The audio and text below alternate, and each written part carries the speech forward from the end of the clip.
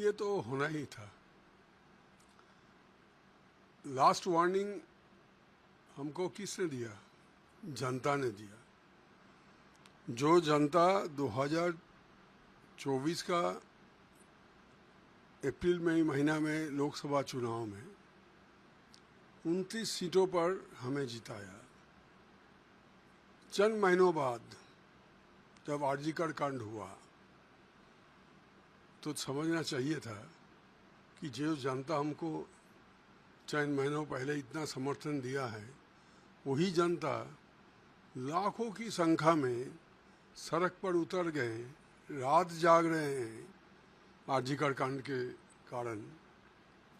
ये भाषा हमको तो समझना चाहिए था, जनता क्या चाह रहे हैं, वो क्या मांग क्या था जनता का। विचार चाहिए और तो कुछ नहीं। तो हम विचार देने के बदले में हम जनता का समर्थन फिर से वापस लाने का कोशिश कर सकते थे। ये मौका तो जनता ने हमको उस समय भी दिया था।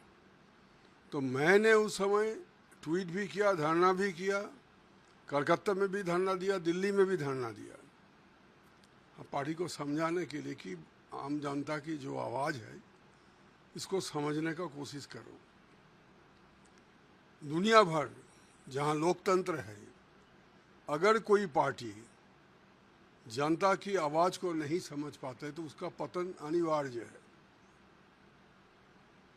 हम उसको छिपाने के लिए, दबाने के लिए उस कोशिश शुरू किया, उसमें हम लगे रहे। हमारे शासन पूरा आरजी कांड को कैसे दबाया जाए, छिपाया जाए, उसमें हम लगे रहे। उल्टा होना चाहिए था। जो भी जिम्मेवार है उसको पकड़ के जेल में भेजो, विचार होगा, हाई कोर्ट, सुप्रीम कोर्ट, जो कुछ भी है, फांसी होगा या लाइफ इम्प्रिजनमेंट होगा, तो कोर्ट तय करेगा। लेकिन आपका दायित्व था उसको पकड़ के सभी लोगों को, जो लोग एक आदमी को पकड़ के लाया कहाँ से, यही जिम्मेवार है। कोई विश्वास, आज भी कोई विश्वास नहीं करता, मैं भी नहीं करता हूँ, उस समय भी नहीं किया, आज भी नहीं करता हूँ। दादा, जब आरजी कर हुआ था तो देखा गया था कि तृणमूल पार्टी या सरकार पूरी तरह से खामोश हो चुकी थी, कोई कुछ नहीं बोल रहा था। सब बोल रहे थे कि सीबीआई देख रही है, जो है जांच होगा। आप ऐसे उस समय थे जिन्होंने धरना वरना सब दिया था। पार्टी की तरफ से भी आपको शायद कुछ नोटिस मिल गई थी, आपको अलार्मिंग दे दिया गया था। उस सिचुएशन में क्या ममता बनर्जी से या अभिषेक से आपकी बात नहीं हुई? नहीं, हमारा किसी से नहीं।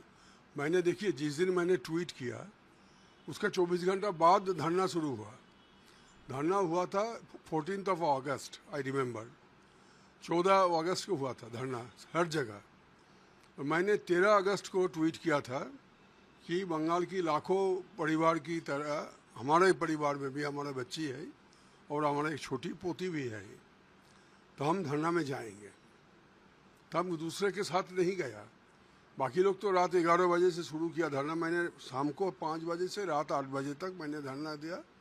कोई पार्टी फ्लैग नहीं था, कोई नेशनल फ्लैग शिप था, और मांग हमारा वही था जो लोग, आम जनता जो मांग उठाए थे, वही मांग को मैंने आगे ले गया।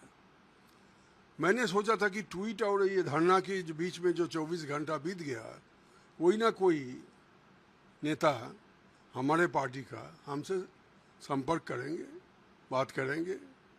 अगर करते हैं तो मैं उनको समझाऊंगा कि ये जो चल रहा है, आज सारे जनता खफा हो गए हैं, इसको एक ही इलाज है, सबको सामने लाओ, छुपाने का कोशिश मत करो।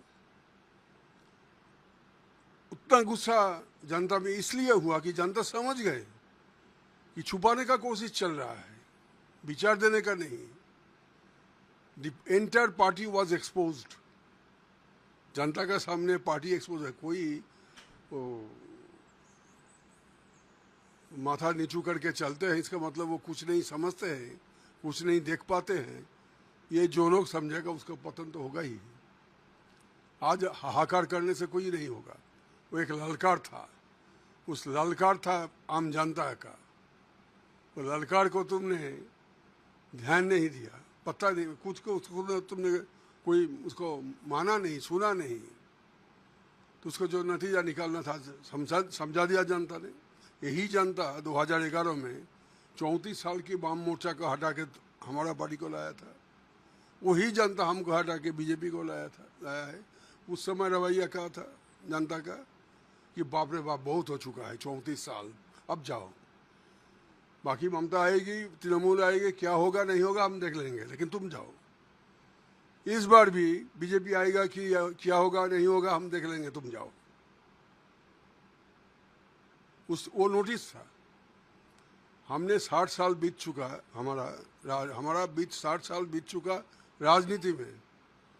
कभी भी ना तो हमारे राज्य में, हिंदुस्तान के कहीं भी मैंने ऐसे जनता जो लोग राजनीति से बहुत दूर है, सब लोग सड़क पे आ गए, रात भर सड़क पर रहे, एक दिन नहीं, सप्ताह भर, हफ्ता भर।